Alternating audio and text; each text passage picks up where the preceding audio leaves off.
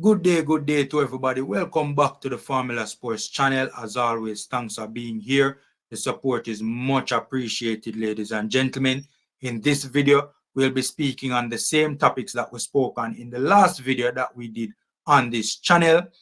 That is the Concacaf World Cup qualifiers and also the Jamaica u20's, the young reggae boys that are currently in action in Trinidad and Tobago. We're going to follow the same format in this video that we did in the last video, and we're going to talk about the World Cup qualifiers first. Now, ladies and gentlemen, the footballing gods have really been smiling on the Jamaica Reggae Boyz in recent times. The schedule for the upcoming matches in the World Cup qualifiers has been announced, and is even more good news. We spoke about in the last video, how happy, how pleased we were with the group that we were placed in, with the Dominican Republic, Dominica, Guatemala, and the US Virgin Islands or the British Virgin Islands, one of those two. That match that has yet to be decided as yet. So we were very pleased with that group, and now we're very pleased with the schedule. The two toughest games in this group will be against Guatemala and the Dominican Republic. Now, in this group, we'll play 2 games away and we'll play 2 games at home. Right? So we're going to play a total of 4 games. We're going to play each team once. 2 of the games will be at home, 2 of the games will be away. Ladies and gentlemen, we're getting the 2 toughest teams at home. The 2 toughest teams in this group, Guatemala and the Dominican Republic, we will be playing them at the office, ladies and gentlemen, in Kingston. So on top of the relatively easy group, we're getting the tougher teams, the 2 tougher teams in the group, the teams that obviously, are the only teams that have any real quality that can pose any real threat to us. We'll be playing those teams at home. For me personally, obviously we wanted to play the Dominican Republic at home as well. So we're very happy that, we have got that game at home. But I would be okay if we were playing that game away from home as well, right? We still should be able to win that game and win it relatively comfortably, right? However, the big game against Guatemala, that is the game where I was really, fingers were really crossed that game would get that game at the office in Kingston at the National Stadium. Ladies and gentlemen, that game against Guatemala will be played at home, and that would obviously be the toughest game, easily the toughest game in the group. So we're very happy to be playing that game at home, especially, ladies and gentlemen, the Guatemala support. The 12th man in Guatemala is infamous throughout Concacaf, right? There are certain teams that, no matter how big the team is in Concacaf, we're really and truly not want for God them country they go play, right? Places like Guatemala, places like Honduras, El Salvador is another dangerous country for go play, right? Potentially violent country for the national team to go and play, ball of them up on the field and just get just feel woof in them head back is a buckle of water that just clap a man in a head back. See, these places are very rough, very difficult to go and play. So to have that Guatemala game at the National Stadium is a blessing. Top 2 go through to the next round from this group. So we should be able to top this group, and we should be able to top it comfortably. You don't agree with me, yes or no? We should be able to top this group comfortably indeed.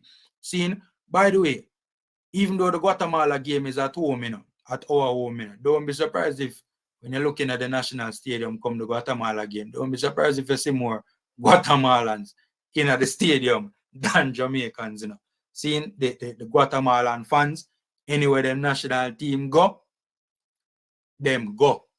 Seeing the 12th man in Guatemala, them follow them national team go anyway. Seeing and them turn up in numbers. Seeing, so we as fans have to ensure, especially for that particular game, we are out in our numbers and we buy the ticket them first before the Guatemala. Seeing, it's on your screen, ladies and gentlemen, on the left side. The Dominican Republic game is on Thursday, June the 6th, 2024. The game against Dominica is on Sunday, June the 9th, 2024. The game against the British or US Virgin Islands is on Saturday, June the 7th. That's in 2025. And the game versus Guatemala is on Tuesday, June the 10th, 2025. Seeing so, me personally, the Formula Sports is very pleased with this group and also with the schedule. Up next, we're talking the Jamaica U20 Reggae Boyz. The young boys were in action versus the Trinidad and Tobago Police FC. This is a Trinidad and Tobago First Division team. So, you know, this is not a joke team, ladies and gentlemen. The game finished 0-0. Big up to Unseen Sports TV for streaming the game. And also big up to IT Push, who was in Trinidad actually doing the stream for Unseen Sports. IT Push was reporting that the TNT Police FC team was actually their A team. That's what IT Push was reporting. You know, I cannot confirm or deny that because, you know, I can't confirm that because information on this unofficial game is very scarce. But from what IT Push was reporting, that it was the Trinidad and Tobago Police FC A team. So from what is being reported, the young Reggae Boyz are actually playing against the A team of currently one of the top teams in the Trinidad and Tobago First Division League. So when you apply that context to the 0-0 draw, you know, it's a good look. It's a good look, ladies and gentlemen. IT Push unfortunately turned up late for the game due to circumstances that he explained. So we didn't get much of the first half, but we caught all of the second half in terms of could actually watch it. And the boys didn't look 3-3 bad at all. The young Reggae Boyz did not look bad at all. They played well. You know, we have some criticism, but honestly, it's mostly positive reviews of the performance. One, the scoreline, 0-0, you know, and two, the performance wasn't bad at all. You know, as mentioned, they were playing against literally grown men, and you could tell the physical difference between our team, the U20's, and the Police FC team. You could actually look and tell that it was grown men playing against not so grown men, but men nonetheless. Seeing, you know, our U20's, if I'm not mistaken, most of them are, well, a lot of them are adults, but you know, even if their adults are like 18 and so young adults, right? From a defensive standpoint, I think the boys did very well. You know, they were very well structured, very well organized in defense, and they were very difficult to break down, right? Most of the possession from the footage that we saw was with TNT Police FC, and they were the ones that were pushing and probing, right? And the young Reggae Boyz were very well organized in defense, very good structure in defense, difficult to break down in defense. And the Police FC team really and truly didn't get many real opportunities. As a matter of fact, from what I saw, we probably got more clear-cut opportunities in the game than Police FC. That's how very well organized we were in our mid to low block, right? And by the way, that's a very good improvement on the last game, because the last game that we played against the Trinidad U20's, you know, all three goals that we conceded in that game was just simple schoolboy errors, right? That was cut out big time in this particular game. Is only the last play of the game, you know, I saw a lapse in concentration where, you know, what appeared to me to be a reckless tackle was made, the very last play of the game, and initially the referee, you know, made the decision of a penalty. Then she rescinded her decision. I don't know why. It looked to me, from my vantage point, it looked like a penalty. I know many of the Jamaican commenters in the comment section on the stream would disagree, but it looked reckless to me. It was a tackle from behind, and it never appeared to me as if he caught the ball. But apart from that, you know, there weren't many mistakes, weren't many lapses in concentration in this game compared to the last game. So, you know, that's a very good improvement from the young Reggae Boyz. And, you know, going forward now, in attack, even though we created more clear-cut chances, in my humble opinion, than Police FC. I think that we could have been a bit more brave in attacking moments in the game, and going forward, we could have been a bit more assertive. I think we could have made greater effort to hold on to the ball for longer periods. And I also think that going forward, we could have been less rushed. You know, a lot of the decisions, a lot of the plays were being rushed. And also, I think that we could have been more composed, more confident, and more assertive going forward from the young Reggae Boys. Even though, to be fair to them, they did, from my vantage point, create the more clear-cut goal-scoring chances in the game. And as a matter of fact, we actually put the ball in the back of the net in the game as well, however it was deemed to be offside, right? But still, I think that we could do better going forward, you're right, in attacking moments of the game.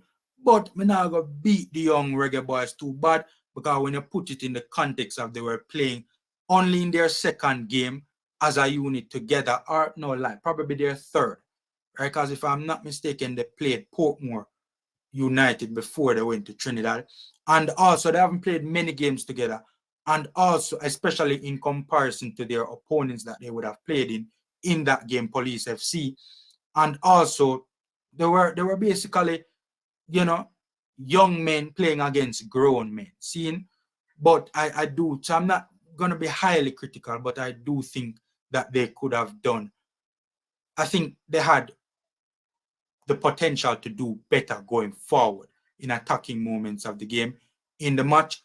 Fair play to the coaching staff as well. I did see structure going forward in attacking moments, in attacking transition, and in attack. I saw attempts at a structure, right? So while the execution might not have been the best, you know, you actually saw where the young Reggae Boys, you saw in many plays where there was structure to the play, structure in the way the young Reggae Boys were attempting to progress the ball, right?